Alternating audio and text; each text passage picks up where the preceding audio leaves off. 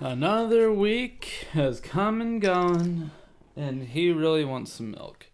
But we're going to start out the show a little bit differently because I want to start with doing a blow test. So let's go. 2.6. Right where I want to be. So I'm really happy about that.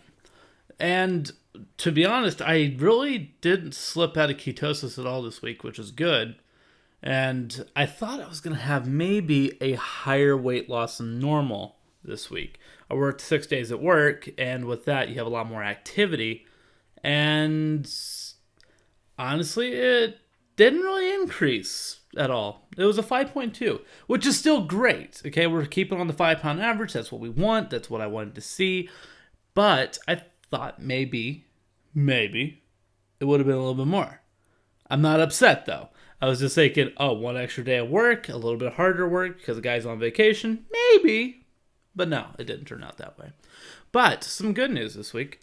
There was someone who told me something to try and do for my foot pain was trying to work on my calf muscles, like doing calf stretches and whatnot. It showed me a couple different things I could do.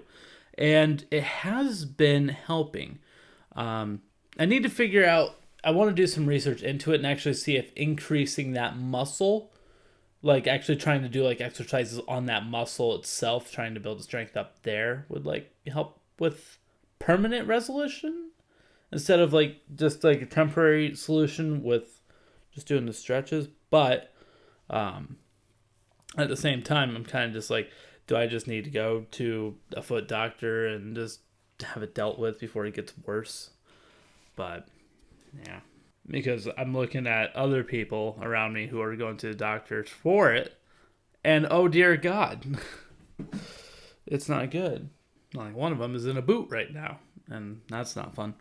But regardless, I did have the realization though, because with this being week 13, I think this is week 13, I didn't really think that I would still be going this long. And it's cool that I still am. And I'm doing a double check. Yeah, this is week 13. I thought maybe I'd make it to like week 8 and then I'd probably fall off the boat. But about halfway through this week, I like truly came to a realization about the new mindset that has developed officially. And it's interesting. Because every single thing that I'm doing, every single thought that I'm doing isn't about, well, it is about food, but it's not about food the same way that I used to be, where I was just like, I'm going to go home and I'm going to have this piece of cake, or, ooh, that's new, I'm going to go ahead and have that later today. No, it's instead counting the carbs and trying to plan the rest of my day around carbs. Constantly checking packages for carbs and just trying to figure out how I could stay below that 10 limit every single day. And it's interesting and cool that I've done it so without thought. It's just weird how the mind goes into whatever state you need to with enough repetition. So it'll be interesting to see if this sticks for the long run, or if my mind, when I go back to regular eating with moderation, if it tries to swap back into, oh, well, it's only a second slice of cake, they're relatively small, or if it's trying to see how that goes, if my mind tries to readjust into the obesity mindset. And that's basically what I would consider it. It's just the overeating and the making sure nothing goes to waste sort of thing, which has been a big thing in me. I don't like wasting food, and that's usually why I would go ahead and eat a little bit more than normal, or I just wanted to make sure that I didn't waste food. I feel like anything that goes into the trash is just throwing away money, and that's not what I'm about. But even now, though, with me eating different stuff, I still do not throw away food. I just don't. I try and avoid it at all costs. I think the only thing that I truly ever really throw away is Milo's milk. If I have too much of it still and it goes bad, I need to make sure I don't poison him. But yeah, I'm really happy with where I am right now and how things have been going. I mean, I am down. Let me pull it back up. I'm down a total of 87.8 pounds. We only have to lose 12.2 more pounds in 3 weeks to be able to have the candy bar before Halloween. And I firmly believe that's very, very doable. I really do. I just, I'm just really, really nervous about. I'm just really nervous about how my body will react to having an increase of carbs like that.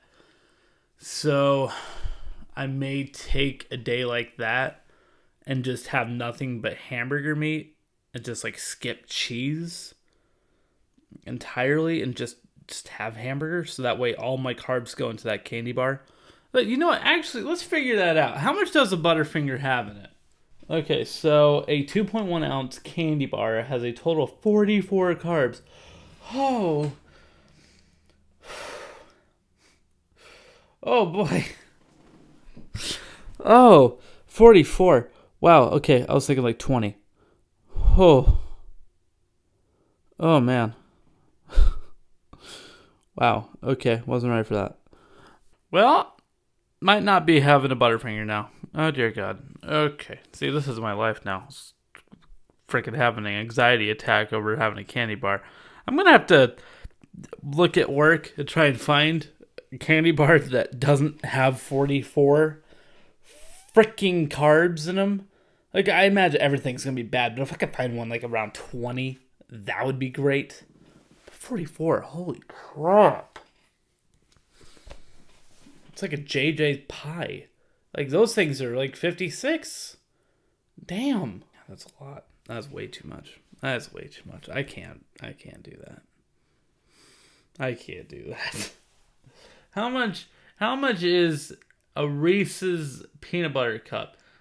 Peanut butter is pretty heavy, but I would feel better. 1 cup. There we go.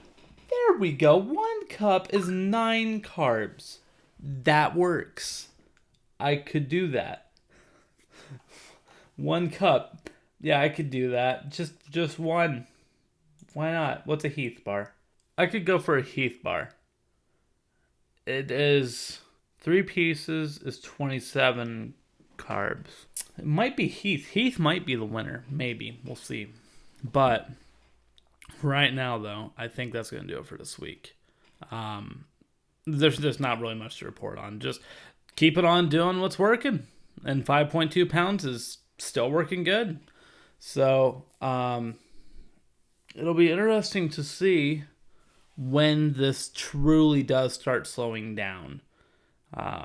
This could be a sign of slowing down. Like, let me look at the past month, let's say, because we've had. Oh, actually, I don't have those numbers. But it's been about like a consistent 5 to 6 pound loss consistently back since August 30th. Moving in the 5 to 6 pound range instead of the 5. The 5 is more so before that point. So 87.8 pounds currently with a 5.2 pound loss this week. Couldn't be happier with that. And I'm excited to see where we go next week.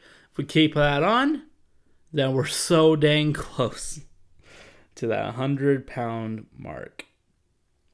And a little teaser for you. The 100 pound mark video will have the time-lapse progression of what I've looked at from a front profile and side profile for the past 13 weeks or whatever. So, yeah, that'll be cool. That'll be cool kind of seeing what it looks like so far, where I've come from. So, excited to see that. Also nervous that it won't show that much. Even though it's 100 pounds, you would think it'd be a lot, but maybe it's not. I don't know. But regardless, that's going to do it for this episode. Thank you guys for tuning in for the support as always. Actually, looks like the series is getting a little bit more attention. So let's go back to those videos. We've been having almost, we've been having over 20 views consistently. So that's cool that people are tuning in. But thank you guys seriously so much for the support. It really does mean a lot. And getting it in person too is just that much better. But regardless, that is going to do it. See you guys next week. Good night.